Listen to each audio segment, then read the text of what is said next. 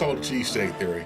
I have a theory about when I go buy anything like a steak hoagie or a cheesesteak, that a certain thing has to happen for me to think my steak sandwich is going to be good. Because if it doesn't happen, usually it sucks.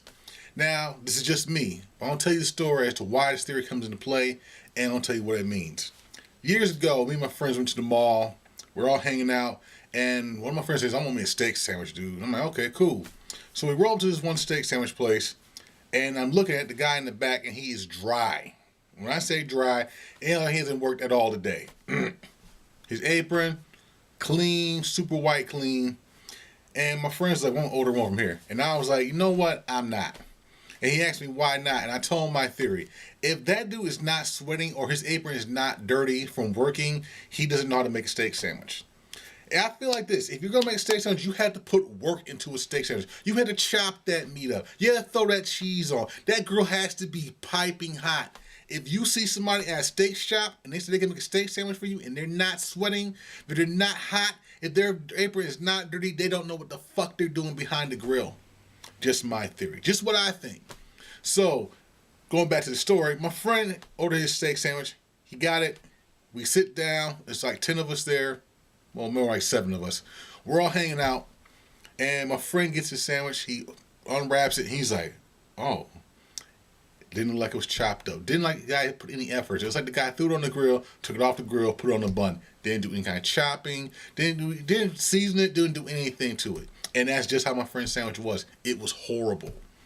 And so ever since that day, all my friends still laugh about that theory because they said, you know what you're saying is true. It's true. When you go to a steak shop, if the guy's not working, if he's not grinding into that meat, if he's not chopping that meat up finely, if he doesn't look like if he doesn't like he could lose 10 pounds every day while being there, he's not the guy you want chopping your food for you. Now, I'm not telling you want the guy to sweat into your food. We don't want that. It's disgusting. But you need to see a guy who's putting some work in. Some guy who knows what he's doing. He knows how to add just enough onion, just enough peppers, just enough cheese. Put a little salt and pepper on there. He knows how to put their special steak sauce. If you go to a place that doesn't have a special steak sauce, you need to leave. Because I know a lot of people say they like to have, the cheese sauce from Philly, that Velveeta, ooey gooey cheese stuff. I'm not into that. But yet and still, you need that to make a good steak sandwich.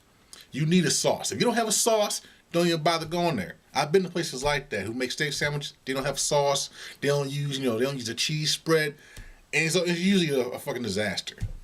So like I said, going back to my theory, if the guy's not sweating back there, if his apron's not dirty, if he looks like he's never had to do anything that day, they don't know what they're doing. And it's a fact. Even as recent as last week, one of my cousins was calling me up and he said, "Dude, your theory was correct again." And I was like, "What theory?" Now I thought about it. He says, I went to a place to get me a steak sandwich for me and my girlfriend. And I said, "They weren't sweating, were they?" He said, "No, they weren't. Not at all." So I got a good laugh out of that. And I think you should think about it. Next time you go to the steak shop, whether you're in Philadelphia, Buffalo, Chicago, LA, New York, if you order a steak sandwich, watch the guy who cooks it. If he doesn't have a dirty apron, if he doesn't look like he's been sweating or been working hard that day, your sandwich is liable to be possibly able to be a disaster.